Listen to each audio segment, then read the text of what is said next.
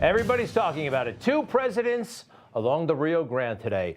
One who caused the problem, the other one who knows how to fix it, who fixed it already. Joe Biden is going there because he knows that Americans are blaming him for what he did, what he created. Pretty interesting. Yep, it was kind of a photo op in a way for both sides, but I still saw something amid the photo op that just told me what's really going on here. Take a look at President Trump. I noticed when he met with people today, you know what he was doing? He was doing a lot of listening. They both made speeches, but Donald Trump was inhaling information. Whereas Joe Biden, take a look at this. He's just campaigning, just telling that guy stories, trying to get him to like him, all right? We are way beyond that. And we all know, America knows that this was Donald Trump's mission. I mean, when he ran for president, June 16, 2015, how many times did he talk about the border in that speech? Something like a dozen times.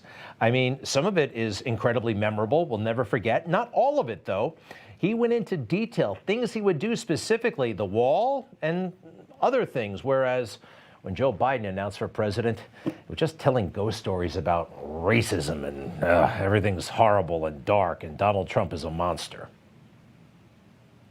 I will immediately terminate President Obama's illegal executive order on immigration. Immediately. I will build a great, great wall on our southern border, and I will have Mexico pay for that wall. Mark my words. A brave young woman lost her life. And that's when we heard the words of the President of the United States that stunned the world and shocked the conscience of this nation. He said there were, quote, some very fine people on both sides. Very fine people on both sides? The Charlottesville lie. A lie is a terrible way to start a campaign. A lie is a terrible thing, period. Donald Trump telling people what he's going to do for America. Joe Biden trying to scare America. The border is who Donald Trump is. In fact, 8 days before he left office, after January 6th, he already announced, okay, all right, it's over. He goes to the border. This is how passionate, this is how committed and how organized it was. It wasn't like, oh my gosh, he's going to the border. What are we going to do? The border's in crisis. No, the border was organized and good for everybody. Remember this from that trip? The 25th Amendment is of zero risk to me, but will come back to haunt Joe Biden and the Biden administration. As the expression goes, be careful what you wish for. Interesting, right? And in recent weeks, people are talking about Joe Biden presents himself as an elderly man with a bad memory, and folks are talking about memory issues and maybe the 25th Amendment. So when Joe is with the Border Patrol today, they don't like him. They will never like him because he betrayed them. Who remembers the debacle?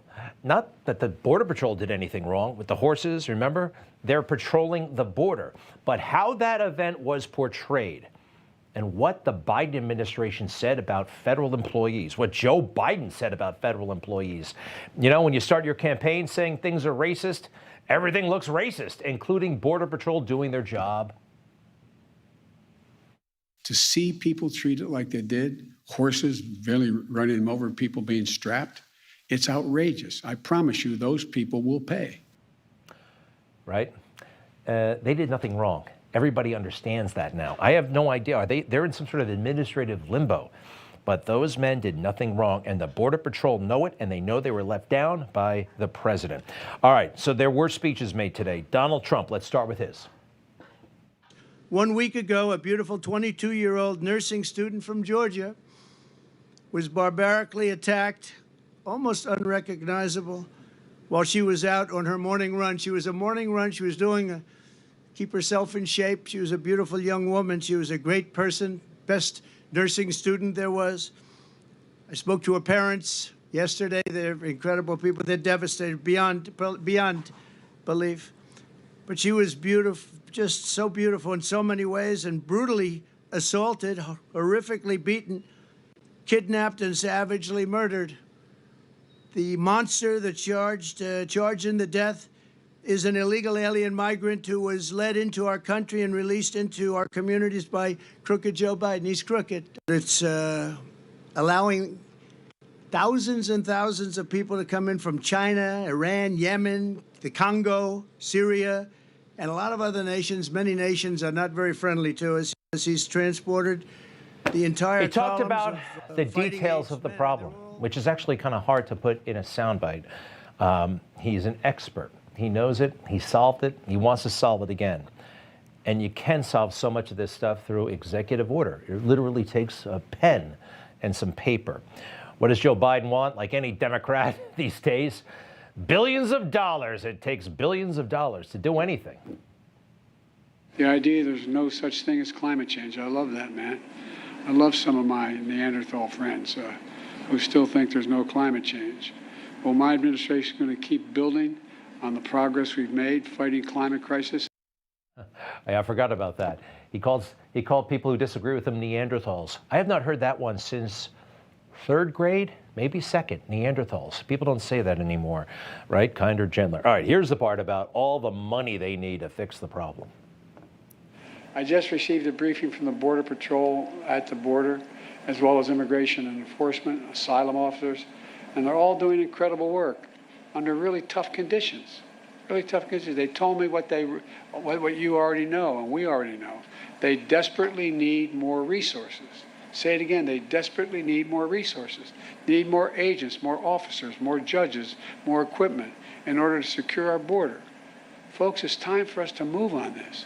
We can't wait any longer. It's always, more money.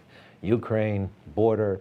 There are things, this is not a money issue, okay? And I want to show you again Joe Biden with the Border Patrol. And the entire time, he's yammering away, telling these people, telling them stories, that kind of stuff. All right, everybody knows the border is his fault and responsibility. Now this. Make him pay for it, and now is the time to make him pay for it dearly. And Donald Trump shall pay E. Jean Carroll dearly to the tune of $83.3 million.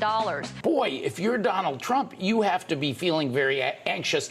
And then there's the question, does he have the money? Those numbers start to add up. We're talking about real money. What Trump is really dreading is a judgment in this case and the AG's case that would wipe out his cash, that would force him to liquidate assets to be able to pay both of those judgments. That would really put the lie to his proclamations of endless wealth. Wow, they were positively giddy, weren't they, to watch the demise of Donald Trump? Well, he wasn't falling, he wasn't, and he's not. And now they've had cold water thrown in their face. These people, it's actually very interesting. April 22nd, SCOTUS announced yesterday that they're going to decide the Trump immunity case as it applies to January 6th. Now, I got to admit, I thought, okay, noted. Tune in on April 22nd. I didn't think too much of it. But these fake news former prosecutors, they're so keyed in and they're so maniacal about they know that Trump will not be tried on the January 6th stuff and most likely most of the stuff before the election. And man, are they sad about that. This decision makes it likely it's going to be pushed several months, at least butted up to the election or even past it. Good news for the former president. We will keep losing every day we allow these 6 Republicans in robes to rule over all of us. This is BS. You are doing this as a dilatory tactic to help your political friend, your partisan patron. And for you to say that this is something that the court needs to decide because it's something that's unclear in the law is just flagrant bullpucky. And they know it, and they don't care that we know it, and that's disturbing about the future legitimacy of the court. She said bullpucky. Whatever bullpucky is, you know what's bullpucky? Locking up a former president of the United States.